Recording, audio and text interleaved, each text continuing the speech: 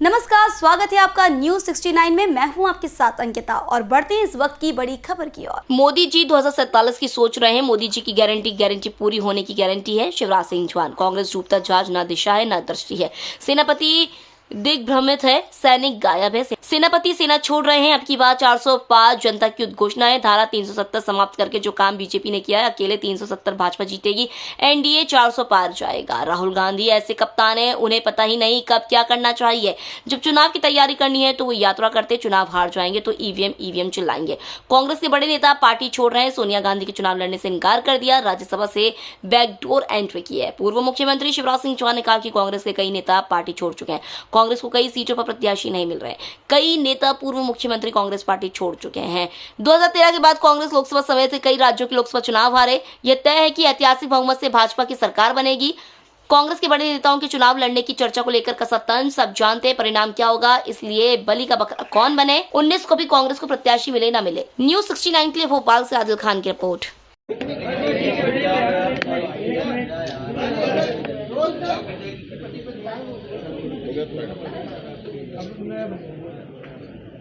लोकतंत्र का महा उत्सव आ गया है। चुनाव का शंखनाद हो चुका है और पूरे देश में उत्साह का वातावरण है। चुनाव में इस बार जो मैं उत्साह देख रहा हूं, इसके पहले मैंने कभी नहीं देखा। एक बात तय है, मैंने देश के लगभग 10 राज्यों का भी दौरा किया है। हर राज्य में दक्षिण सहित अभूतपूर्व उत्साह है। हमारे प्रधानमंत्री श्रीमान नरेंद्र मोदी जी लोकप्रियता के शिखर पर हैं और वो ऐसे अद्भुत नेता हैं जो केवल चुनाव की नहीं सोचते, 2029 की भी नहीं सोचते। वे आज से ही 2047 की सोच रहे हैं। विकसित भारत का निर्माण उनका संकल्प और गारंटी दोनों है और जनता को यह विश्वास है कि वो इसको पूरा करेंगे ही, क्योंकि मोदी जी की गारंटी पूरी होने की गारंटी है। एक तरफ भारतीय जनता पार्टी पूरी तरह से तैयार है। भारतीय जनता पार्टी संपूर्ण प्रखरता से चमकता हुआ सूर्य है, तो कांग्रेस डूबता हुआ जहाज है। कांग्रेस में ना तो दिशा है और ना दृष्टि है, इसलिए कांग्रेस की दशा भी बहुत खराब हो रही है। सेनापति खुद दिग्भ्रमित है। कई जगह सैनिक गायब है और सेनापति सेना छोड़ रहे हैं। मैं आज पूरे विश्वास के साथ ये कहता हूं कि अब की बार 400 पार ये बीजेपी का मंत्र नहीं है, अब नारा नहीं है,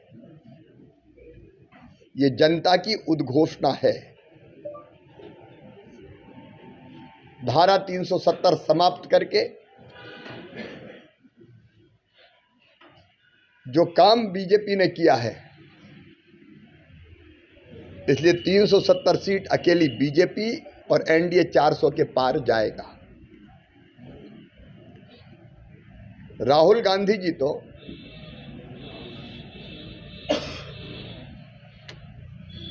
ऐसे कप्तान हैं जिनको ये पता ही नहीं कि कब क्या करना चाहिए।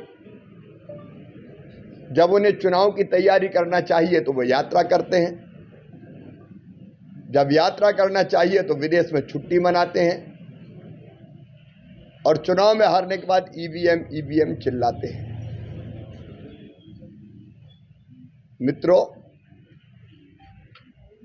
कांग्रेस की यह हालत देख के कांग्रेस के विचारवान नेता लगातार कांग्रेस छोड़ते जा रहे हैं और एक के बाद एक चुनाव कांग्रेस लगातार हारती चली जा रही है। दशा इतनी खराब है कि कांग्रेस की सर्वोच्च नेता मैडम श्रीमती सोनिया गांधी जी ने चुनाव लड़ने से इनकार कर दिया। बैकडोर एंट्री हुई है उनकी राज्यसभा में।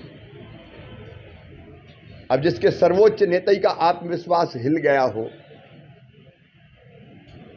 उस पार्टी का क्या होगा ये कल्पना की जा सकती है। 2019 में राहुल जी के नेतृत्व में कांग्रेस ने चुनाव लड़ा था और अमेठी से खुद राहुल गांधी जी चुनाव हार गए थे। अभी अगर इतिहास देखें तो एक के बाद एक लगभग 50 चुनाव कांग्रेस ने हारे। 2013 के 14 के बाद कई उनके मुख्यमंत्री, पूर्व मुख्यमंत्रियों ने कांग्रेस छोड़ दी और कई जगह उनको चुनाव लड़ने उम्मीदवार नहीं मिल रहे। कांग्रेस ऐसा दल बन गई है कि जिसके पास ना तो अब सेना बची है ना सेनापति। चुनाव लड़ने वालों का टोटा पड़ा हुआ है। जब मैडम चुनाव नहीं लड़ रही तो बाकी नेताओं ने भी, बड़े नेताओं ने हाथ उठा दिए। मैं देख रहा था इतनी बड़ी सूची है कांग्रेस छोड़ने वालों की और कितने राज्यों में कांग्रेस आई। 2014 से 2020 तक आप कल्पना कीजिए कांग्रेस को क्या हुआ है। कांग्रेस से इस्तीफा देने वाले बड़े नेता श्री हेमंत विश्व शर्मा जी जब पूरी कर्मठता से बीजेपी में आने के बाद असम का नेतृत्व कर रहे हैं।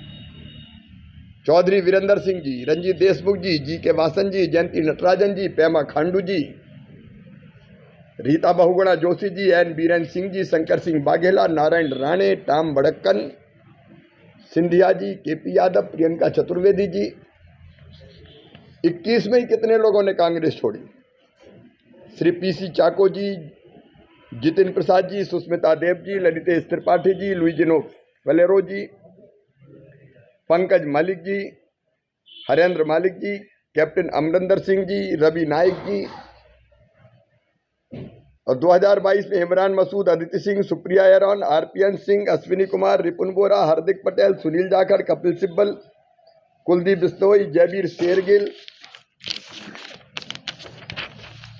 गुलाम नबी आजाद जी, दिगंबर कामत जी। इस खबर पर आपकी क्या राय, हमें कमेंट सेक्शन में जरूर बताएं। तब तक के लिए धन्यवाद।